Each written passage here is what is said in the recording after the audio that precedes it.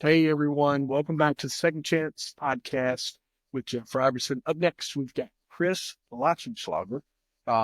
Chris is amazing interview.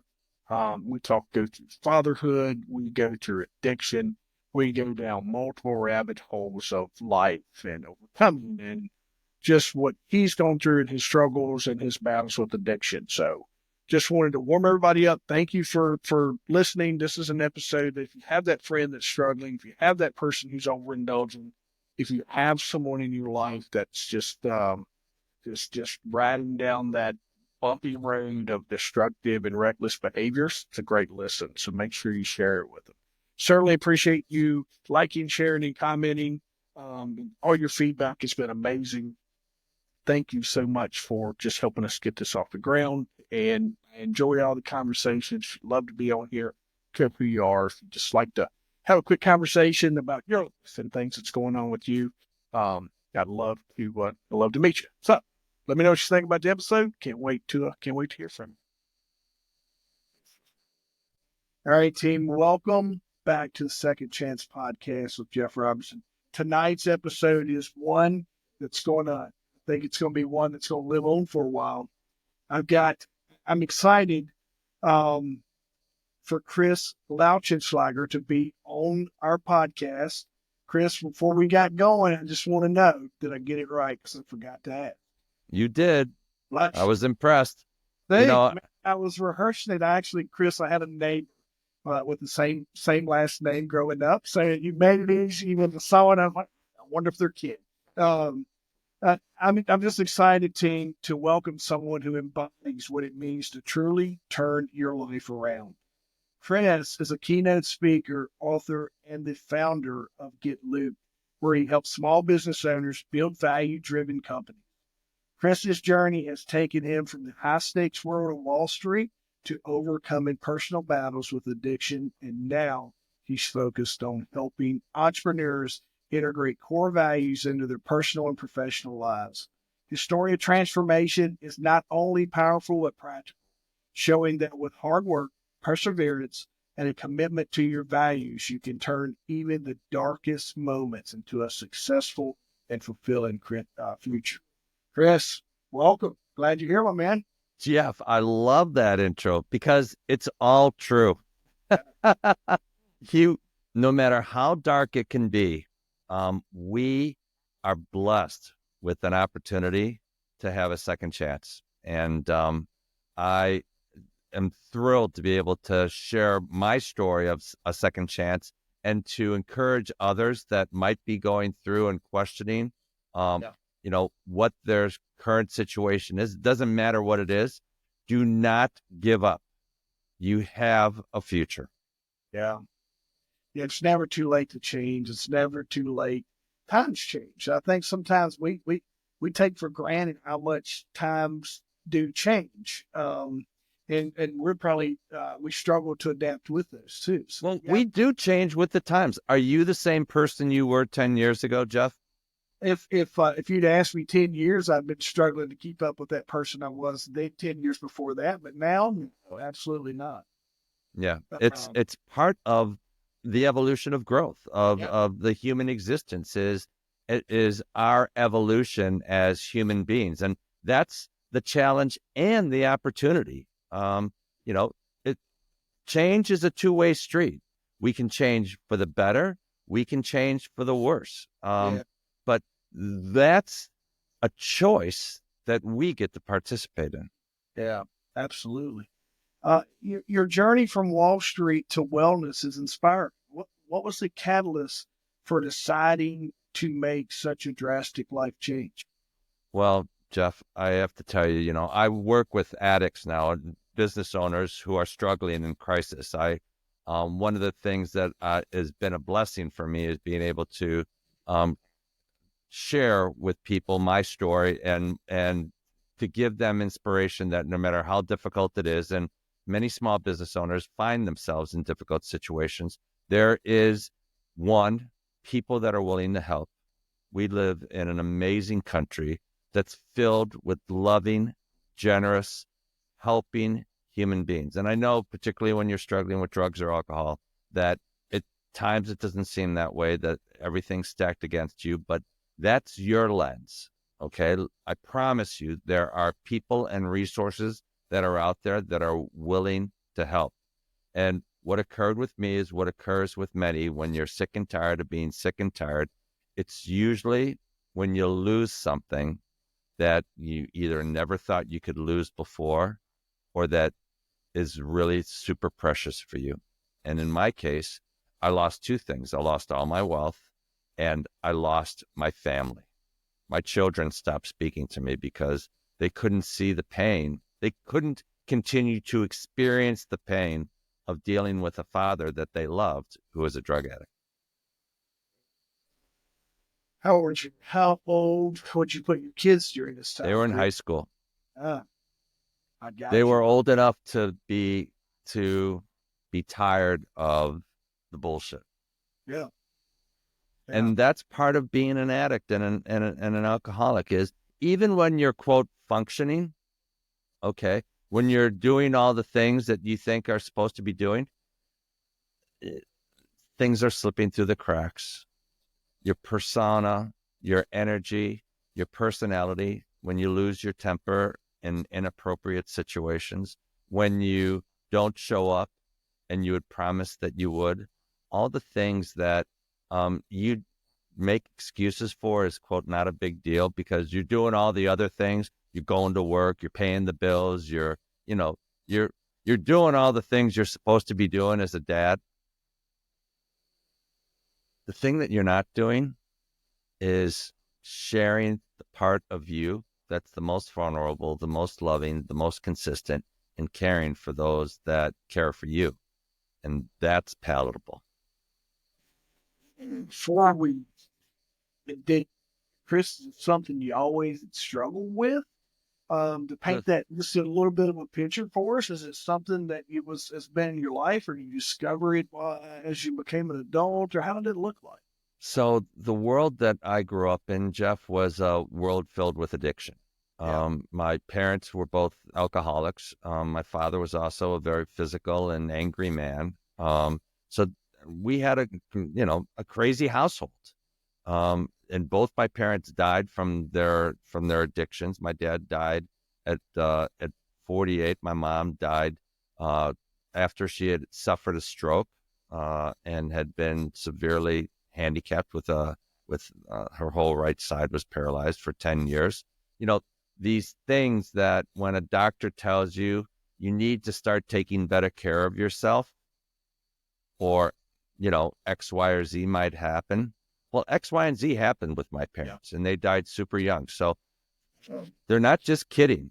I wish actually doctors had a better capacity to be able to more vividly portray the consequences of actions that we don't think are actually going to have an impact on us. But drinking and doing drugs, smoking cigarettes, eating poorly, all those things have an impact and can and do ultimately uh, upend your life. So within my family, drugs and alcohol ravaged it, and have done so. My older brother was murdered in a drug deal when he was 20 years old. Both my parents passed when I was young. My younger brother committed suicide in a blackout when he was 35, and my sister recently died of cirrhosis. Uh, a, a horrible disease, a painful, debilitating, slowly dying disease. So it's hard. And guess what? Their parents were alcoholics and their parents were alcoholics. I've seen it within my family environment for literally generations. So it's genetic. It is nurture and nature. We all had the gene and we all encourage that gene to flourish in our lifestyles. So it was not a surprise that I was, quote, a partier, that I was out there and acting in a manner that everyone around me was acting. What was the surprise is having the ability to be able to stop. Yeah. That's the surprise. You broke the curse, my man. I did break the curse. Yeah. I speak to that when I do. I wore my sweatshirt today. It's ironic, to get in this deep with you. But I did. I had this whole keynote I do on breaking the curse. It's based on some of my, not my experiences with Noah or yours, Chris. But we broke them and we replanted a new family tree. We're not, but you did that, my man. You broke that. I did. I was the first parent that didn't beat my children. My father beat us and his father beat him. And I, Does your kids know that, Chris? oh my gosh. So when they were super young, again, this is the world that I grew up in, and they were misbehaving and I spanked them. Yeah. They were maybe 4 or 5, 3 or 4 at the time, and I spanked them. And it was the worst experience of my life. For any of you that have never done it, it's crazy. They're not just sitting there waiting to get spanked. They're screaming and yelling and squirming and fighting, and there's all this drama and craziness going on. And I walked away from that experience feeling horrid. Yeah. I was like, this is insane. And I apologized and told them I would never create fear in the relationship with my children again. And I broke that cycle, and I'm super proud of that. That I broke.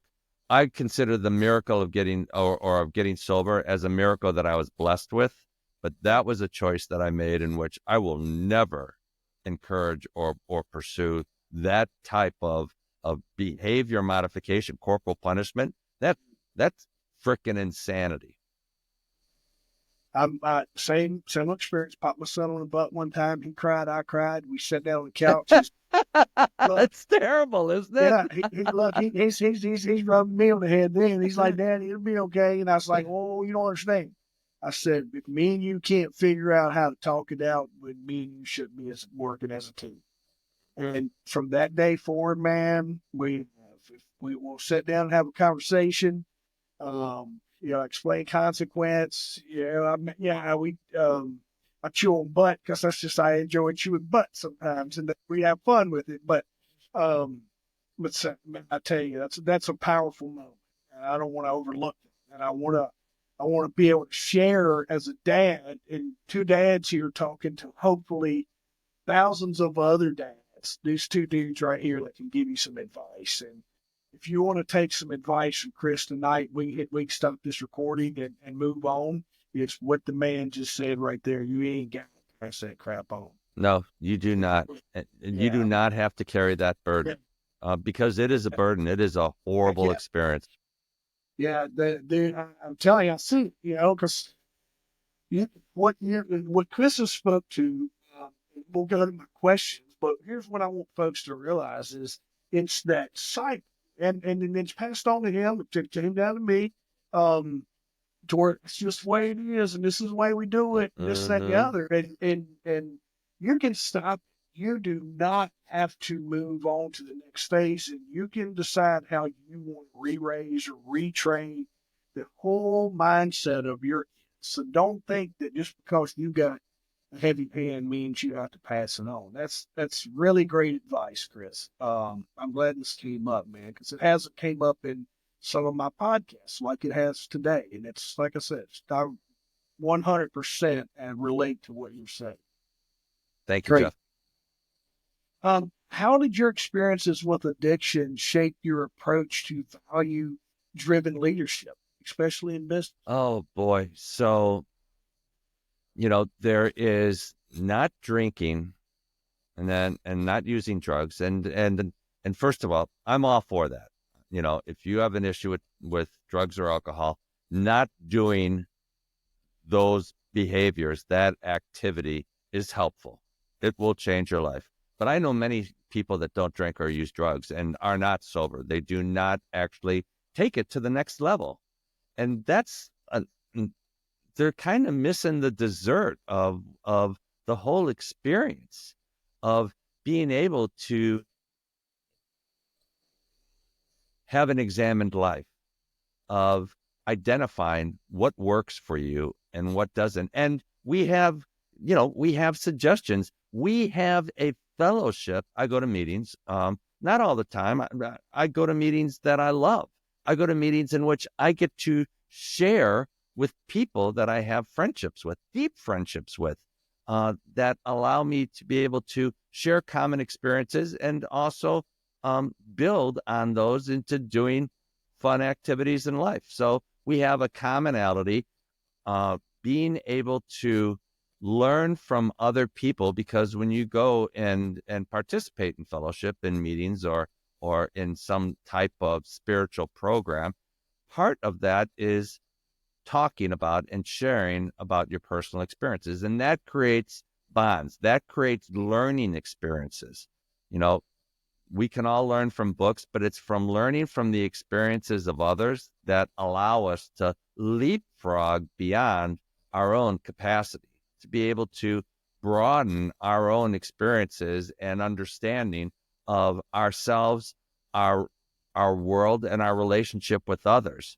And that's really the joy that sobriety has brought to me. It's not just stopping, but it's being able to use that platform of not using drugs and not drinking to build a deeper, more thoughtful, more intuitive based life.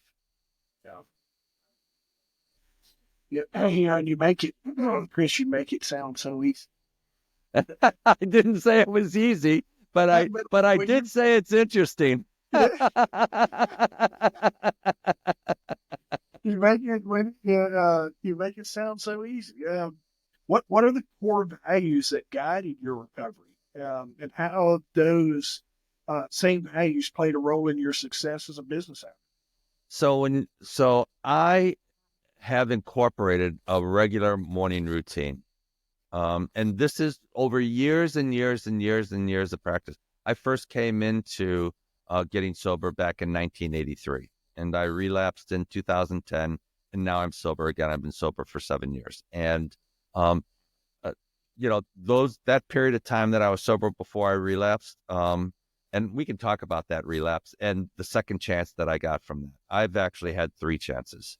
Yeah, So you've had a lot of chances. We just I talked have, about I me. have, I am a walking miracle. I feel so grateful. I'm so Yeah, fortunate.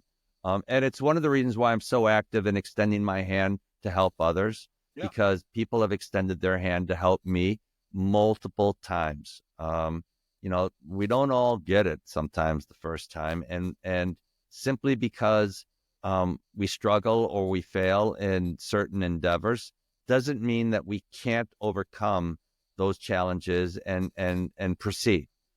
Life's not linear.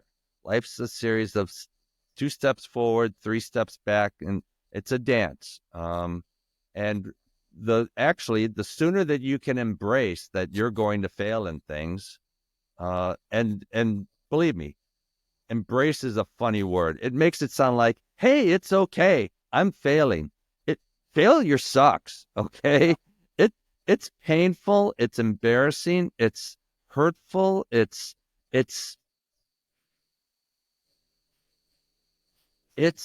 difficult, okay? But being able to have a sense of perspective of the sun's going to rise again tomorrow, and I can give myself permission to lick my wounds tonight, and maybe tomorrow too. But I got to pick myself up, and I've learned certain things that I can do to help that process of healing, of picking myself up. Similarly, of going through exercises. When if you go through a 12-step program, there's a series of activities that you do of self-examination and reconciliation, and then part of the continual spiritual journey. I've taken the steps and done the work to identify what my values are. Every morning I have a morning process. I get up super early in the morning. I'm a morning person.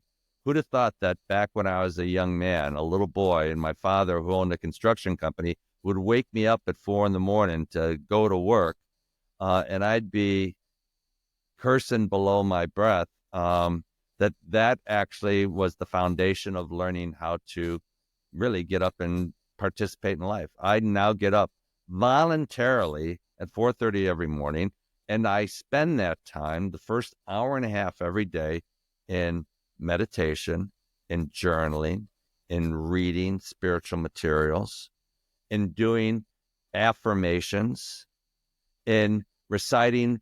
I have 12 values that I've identified that are important to me, that I write down and I remind myself what are the values that are important to me, that I live by, that provide me guidance.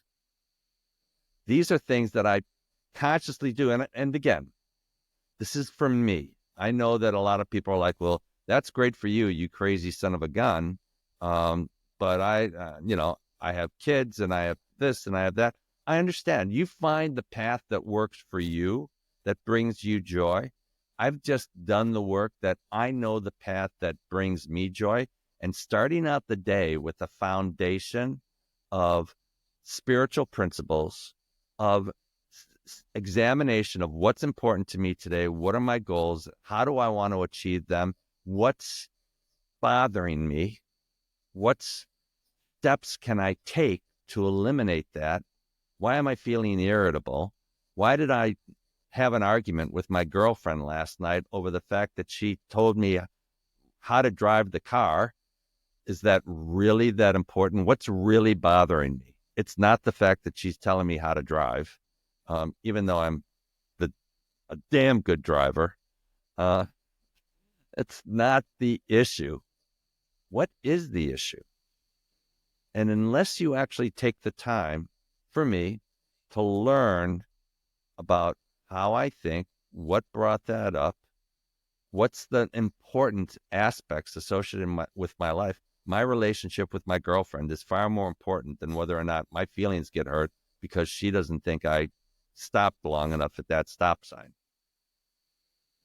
When I can place things in proper perspective, when I can remind myself of what's important to me and to the people around me, my day goes better. I mean, Jeff, my day goes a hell of a lot better, to the point where I start feeling like I'm rocking it. You know how there's periods in my life where I've done well, where I have just felt like I am crushing it. Well, what I found, particularly as I get older, that I started putting two and two together. Those periods in my life weren't by accident. I started noticing that I had been doing things like exercising regularly, like eating well. I wasn't overweight. I was volunteering and giving of others. I started identifying behavior patterns that seemed to foster my ability to crush it. Yeah. So I heard something, I read, I listen to podcasts, I learn. I heard something on a podcast just the other day about manifestation and about how most people often manifest what they want. And the suggestion was you manifest who you need to be to get what you want. It's not the thing that you're manifesting. It's not the car or the job. It's the values and principles and behaviors you need to embody to obtain those higher levels of performance. And that's what I do early in the morning to start my day. And I've heard, I was looking to see if I still have it. I've heard, I just,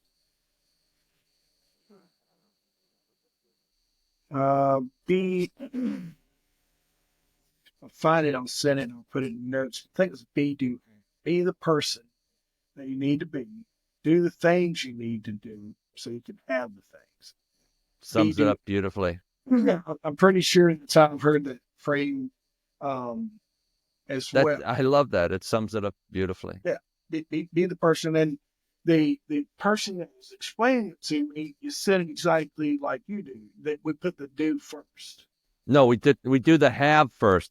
Absolutely. You think the Yeah. have is what the manifestation is. But Yeah. if Hey. I the secret, if I only think about this, if I only think about this, I'm gonna Yeah. visualize this. It's actually you visualize and you create the persona of who you need to be, and you do the actions to create that persona, and that brings you to getting what you want.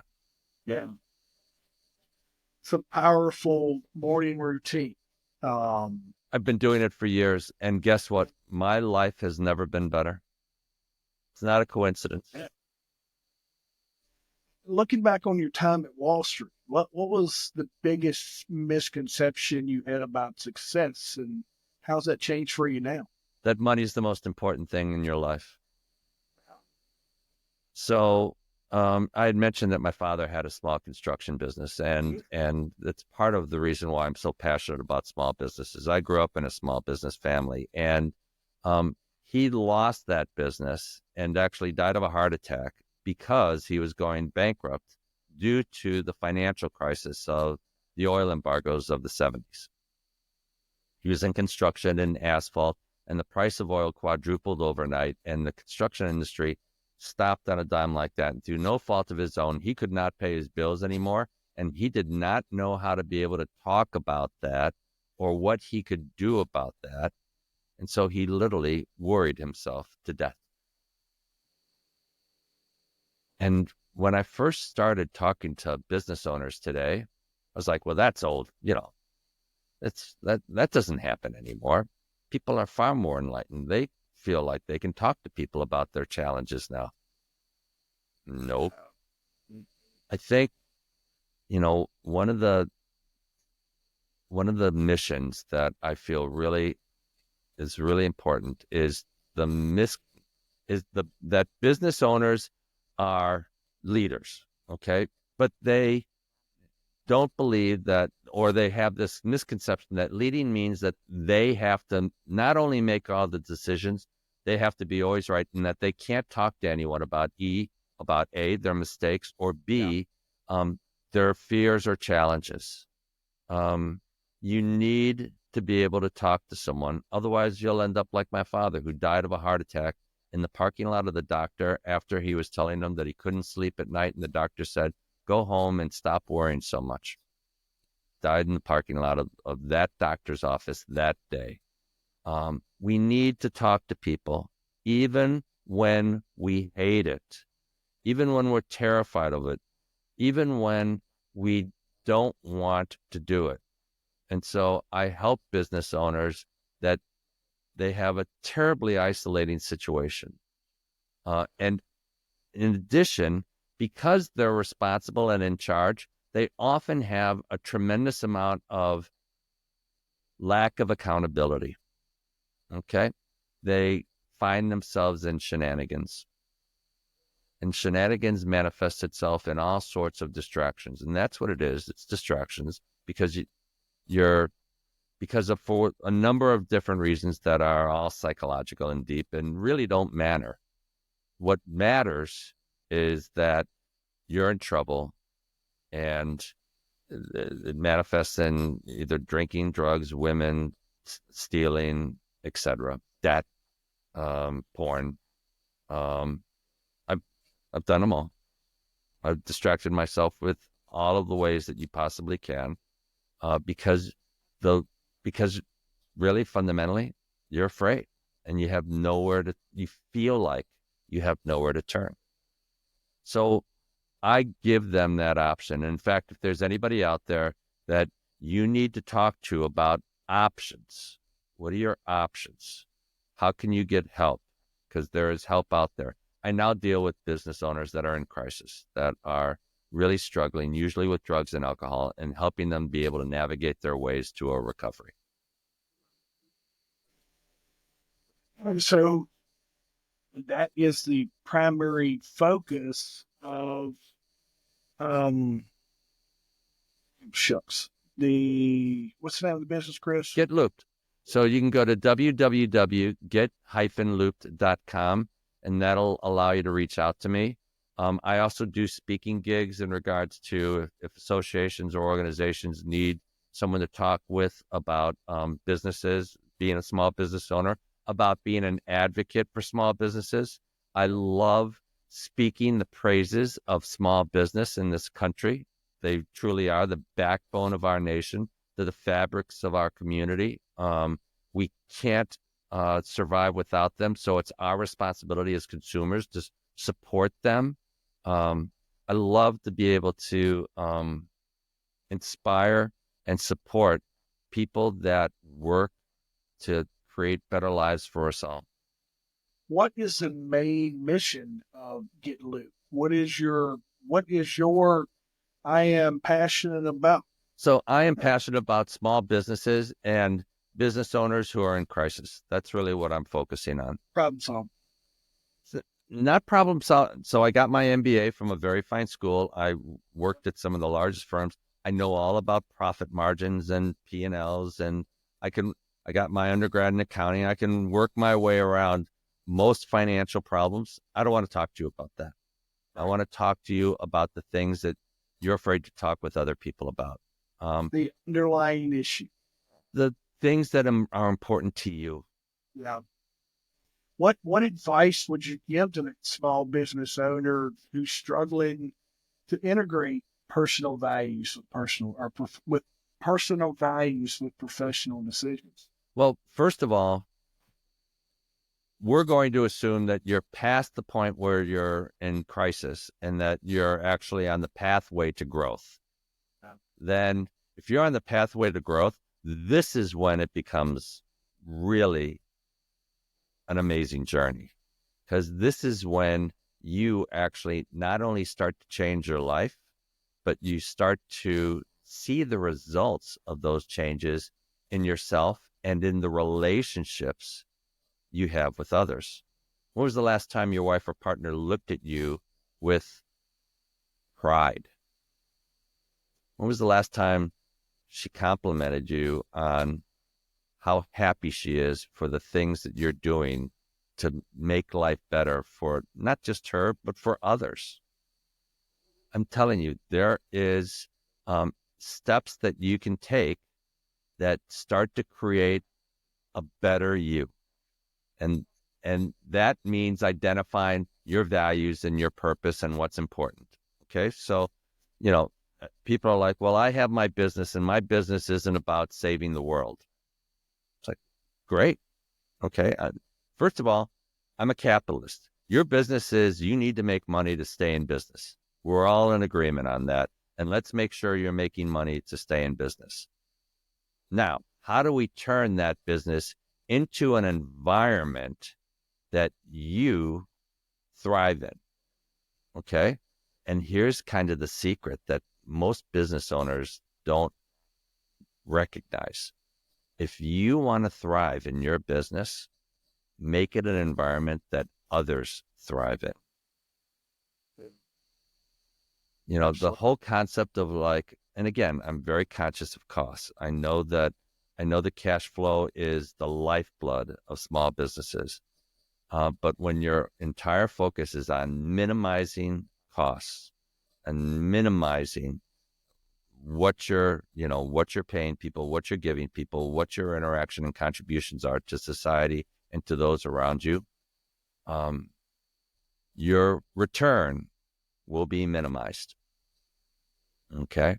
There are most certainly ways to create incentives, to create feedback, to create a culture that incorporates values. What are important values that feed the business, that create a culture of trust and support and honesty with each other, that allow you to be able to thrive. Now, I'm going to get into a little detail real quick, just to give you an example. Hiring.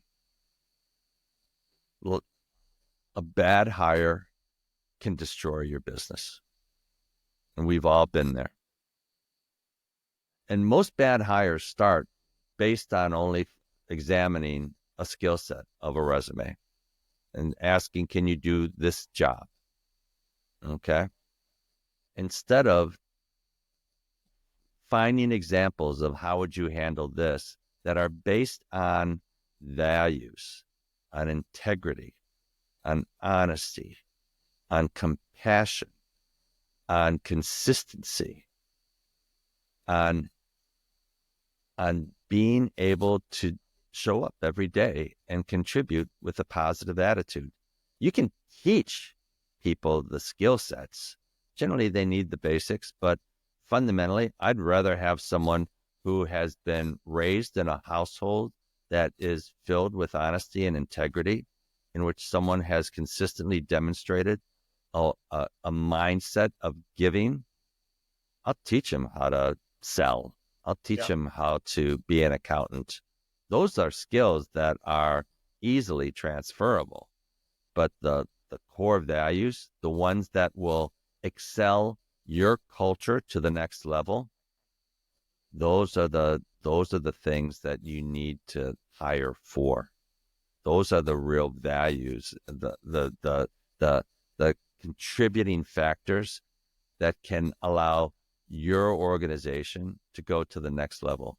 People do matter. In fact, they matter more than anything else. Hire the value, train the skill. I don't think you can train values. Yeah, I'm with you. That's yeah. Now you're I'm we've sorry done to say, it's one of those that. things that You either got integrity or you don't, right? it's super. Now, people, don't get me wrong. People that get sober and learn integrity, but the thing about people that get reborn's too strong is a scary word for many people, but literally, when people have a spiritual experience, it is a different human being that emerges from that experience. Okay. But to learn values from a book, to learn values from a series of exercises, I've never seen it work. Yeah. But I What have seen people that were liars, thieves, drug addicts, promiscuous. I was going to use a different word. Change their lives in ways that can only be described as miraculous. yeah. And I'm one of those people. What common mistakes do you see when it comes to aligning values with business growth? And how some ways that business owners can avoid those. So there's a misconception that business is about making money and that values is about living life. And I I think that's a sure a formula for not having fun at work. We spend so much time at work. I understand your work's about making money, and my father was in the paving company. For God's sake, it says, manufacturing, certain professions. People are like, well, there's no purpose in this profession. You can create purpose. You can create value in anything. In anything. It's what you do with the skill sets or the energy or the activities that you create. So, okay, I know of an organization who one of the members of the family is one of his parents was struggling with dementia, and they were having a really hard time being able to consistently show up at work because they were the primary carekeeper. And when we brought that up in the work environment, it gave people an opportunity to provide support, to get behind a cause that was right there in front of them, that was tangible. So let's look at Alzheimer's. When you create a culture in which people are providing some type of service or help or contribution to a community. We'll call it Alzheimer's in this case. And then you bring the recipients of that generosity into your company to share how it touched them on a consistent basis. That's how you get people all psyched up to be involved in helping others. When you see how the activities that you are engaged in actually touch other people's lives, that's when stuff starts to become magical. And you, as you're recovering in business, at what point in time does Get Looped come along, and how does your mentorship and your just passion for helping and speaking? Not everybody has that. A lot of people have recovered, but not everybody has that gift to go out and teach and speak and become an advocate of. But how does mentorship impact your recovery? Um, and then your transition into entrepreneurship. How does just being a mentor, how does that help you? And what did that look like as it was coming to life for you? So that took time to develop. In fact, it was a journey. So my journey started as I'm a selfish fuck and I'm in it for me, to I'm a selfish fuck and I want to make a lot of money so that I can get X, Y, or Z or prove my et cetera, et cetera, et cetera, to I want to help other people because it'll help me. I'm Yeah, getting something out of this. yeah, And I felt that's a transition stage for all of you out there. Don't let that stop you from helping other people. You know, some people call it fake it till you make it. I helped other people strictly for the selfish reasons of what am I going to get out of it? Or I'm expecting this out of it because I'm helping other people. At some point in time, as you start to experience the positive benefits and rewards of seeing other people be touched by the efforts that you're making, you inadvertently transition into, I want to do this simply because I get joy out of doing this. And that's, I guess, that's kind of a miracle again in the transition from being self-focused, which is a lot of our society, to being self-focused with a good reason to actually caring about others.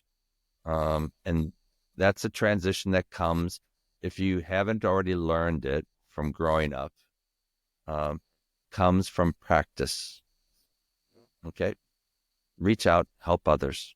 Reach out, help others. I never could understand the whole concept of charities, of doing volunteer work, of doing all of this stuff. I'm fucking busy.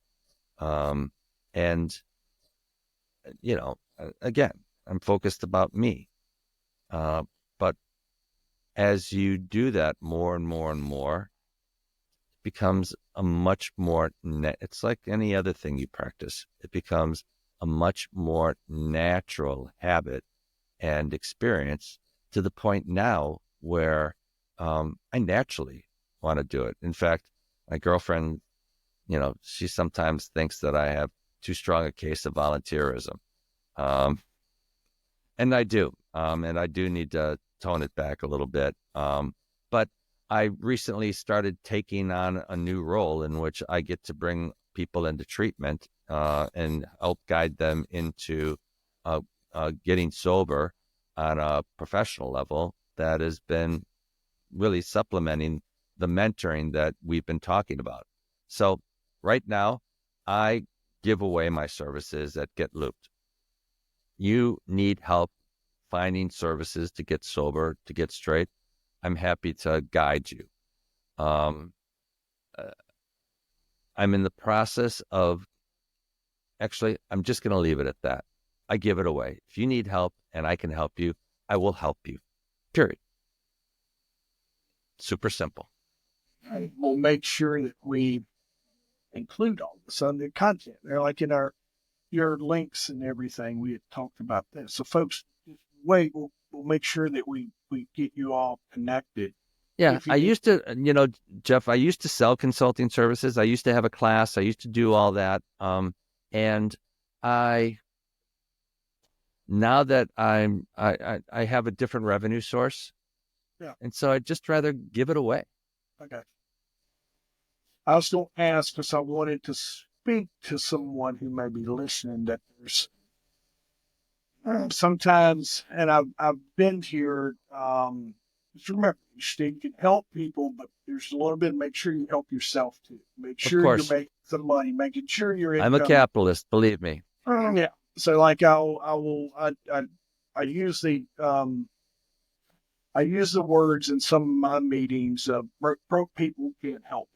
So make sure you can think, especially when you're working in business and things along these lines. And what happens, Absolutely. a lot of people just stop everything. They have no income coming in. They're trying to help people, and they need help themselves. Yeah. So keep that in mind. Just make sure we got some income that's coming in there. I have an But income stream that allows me to be able to be altruistic in regards yeah, to helping other people get sober. that leans into just good, solid business success and Yeah. It's money's awesome. money fixes a lot of One of the, problems. I love small business owners, and they like talking with me because A, I come from that world. I know what that world's like. B, I know business extraordinarily well. I've been very successful at business. And C, I know sobriety really well. And so these are areas that I have real strengths in. And so there's nothing that you're going to run by me that I don't have an understanding of, or the ability to be able to be empathetic about. Even and folks, there's people, and so I've said this myself. There's no one out there that's going to understand what's going on in my situation. There's no one else going to. I'm struggling to find someone to talk to. That people are saying that, but here's what you'll find. Chris kind of hit it on the head. He has struggled with things that a lot of our listeners are struggling with. So that's not no longer an excuse. Reach out for Chris. Yeah. He's And not. if I can't help you, I'll find someone that can. You mentioned your relapse, Mm, and you wanted, if you feel comfortable, want to talk about that. sure. I wanted to share that as we're, and I'm not, and I want to bring that out because I think No, it's that's, super important. I'm yeah, happy to. I think, So, I went to Wall Street to get rich, plain and simple. I got my MBA at Northwestern because I wanted to get rich. And I did. And the thing about wealth, no, about rich, is that it's never, you make $250,000 one year, you want to make $500,000 the next year. You make 2 million one year, you want to make 5 million the next year. It's a never ending journey of chase. And I was on that journey. And I was surrounded in Connecticut, in Fairfield County, and I had the whole package: the house, the country club, the cars, the dog with the white picket fence, the whole fucking package. yeah. And I have to say, when I was really,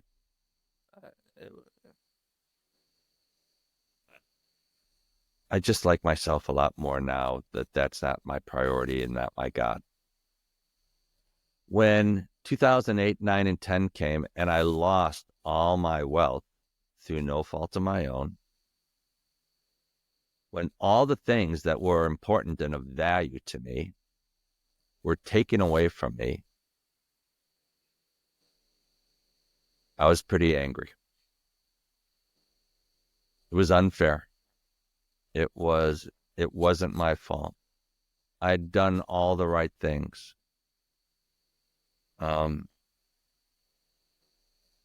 It's funny. I don't know why, but the story of Job comes to mind right now. And fucking Job had it hard. It's actually a great story. I wasn't Job, but I felt like I had been abandoned. Um, and so, you know, one night it was, I heard the lies in my mind.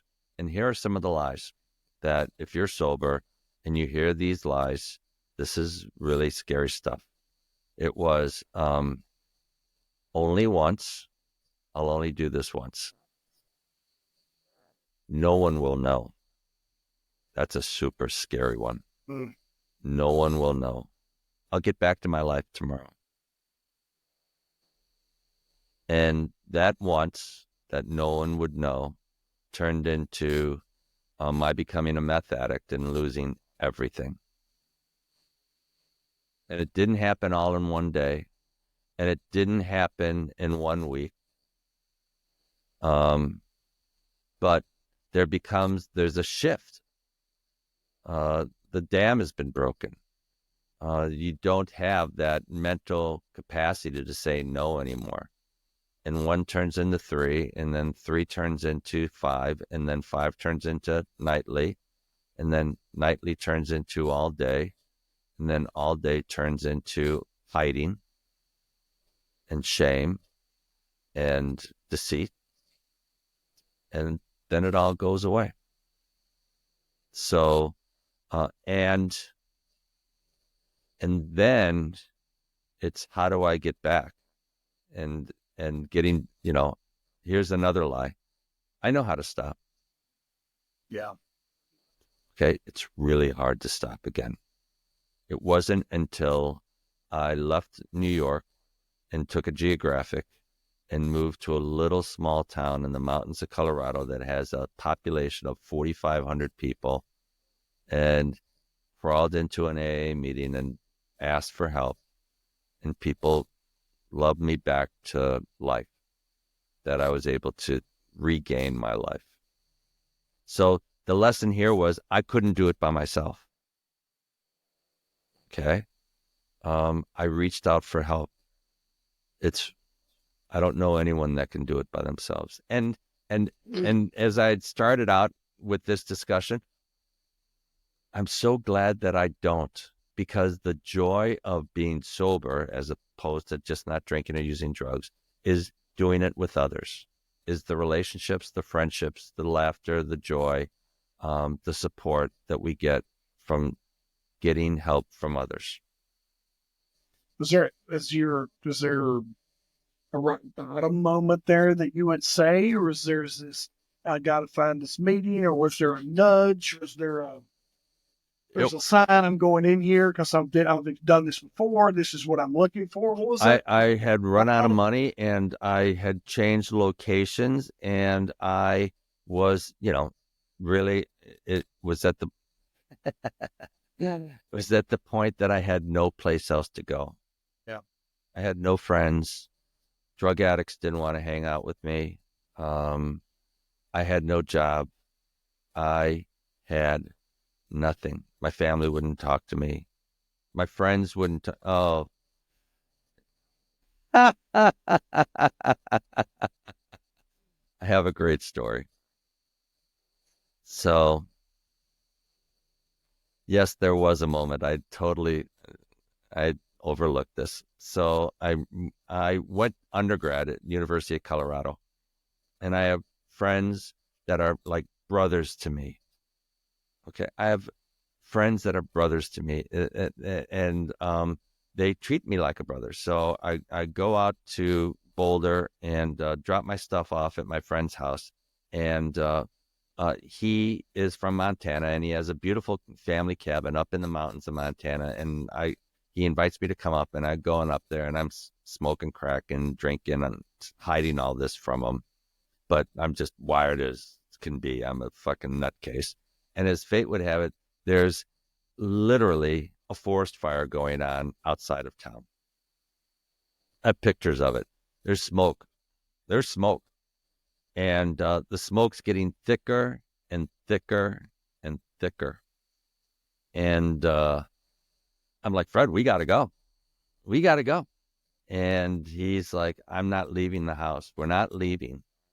And literally the fire department's coming up the street. The smoke is super thick now. You can see the flames down the street, and they're calling out on the loudspeaker, everyone evacuate, everyone evacuate. And I'm like, we got to go. And he's like, I'm not leaving. And I'm like, fine. So I literally stole his car.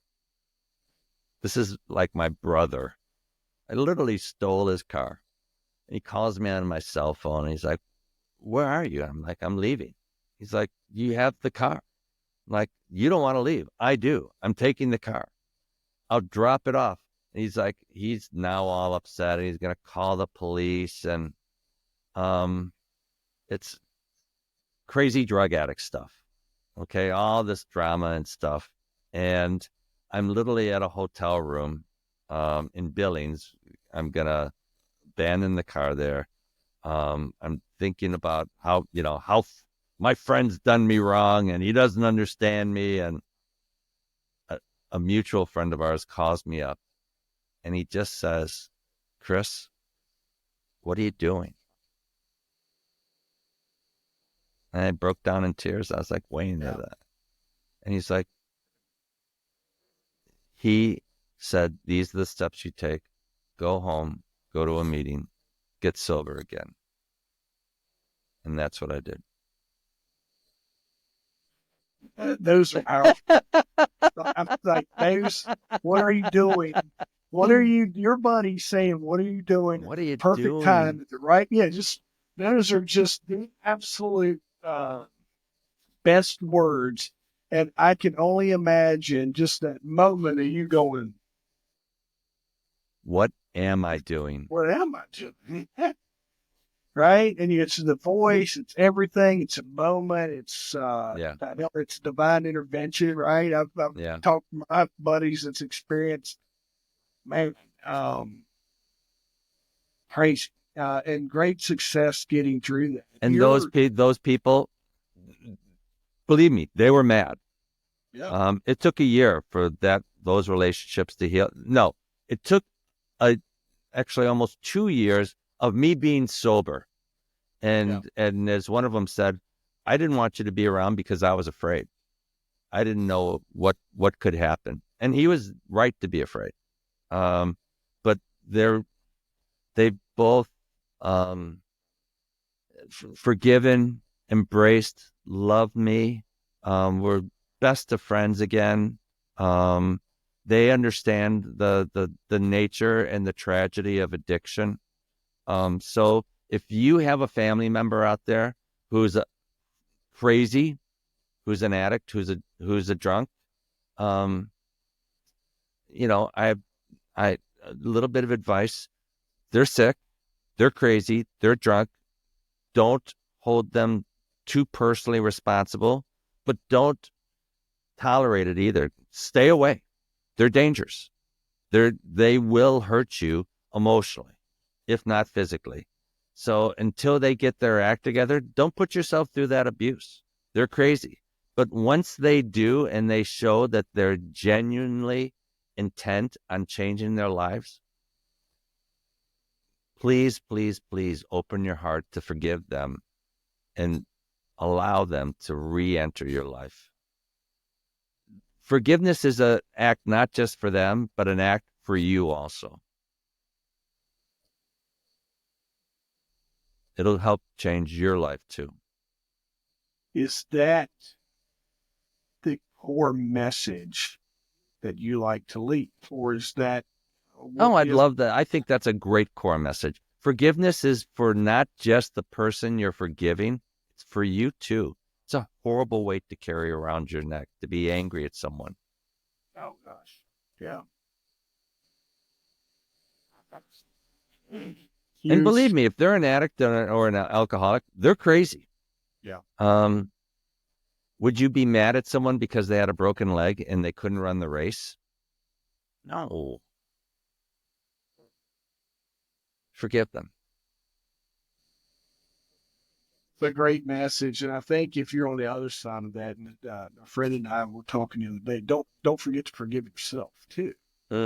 Um, I think there's a lot of big steps that happen when you can get right with you and forgive yourself for no, for all things and just move forward and feel better.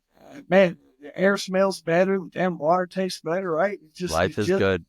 just by just saying, you know what, I'm not holding on to this no more. I'm done. I'm done. Moving on.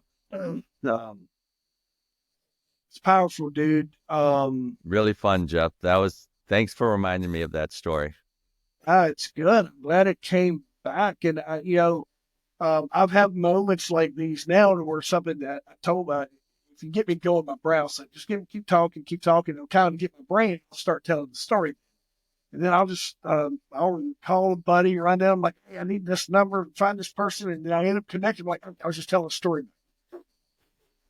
and just through those random thoughts. But as we close, getloop.com or get-loop.com, I think is your website. But let's take a few minutes here and just let everyone know how they can connect with you, what that website looks like, what is the best way if you want to connect with Chris, and highly recommend it. If you're in this situation where he can help you, he's opened up the door for you. So let's Reach take a out. second. Yeah, So let us know. Yeah. go to my website, www.get-looped. Go to the info, contact. There's plenty of options, opportunities on the site to be able to reach out to me and simply message me. I get all my emails, and I promise you I'll get back in touch. Yep. Well, man, I thank you for taking time and sharing your story. Jeff, it was really Uh, fun. Thank you.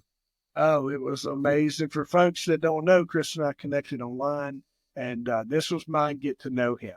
And I really appreciate it. You're that story that the Second Chance podcast loves to amplify, and you're that light and the what has become that hope for those people that are struggling. And you're a testament that no matter how bad you've done or what the situation is, life goes on. And you get to, if you do it right, get yourself straight, you can and live a very, very powerful and impactful life. And that's what you're doing, my man. Appreciate you sharing all that with me and allowing me to amplify this through my platform. So Chris Chris Lautenschlager, Well done. uh, uh, um, is man, I was thinking about your name, but I was like, Chris Lautenschlager, and on the Second Chance podcast.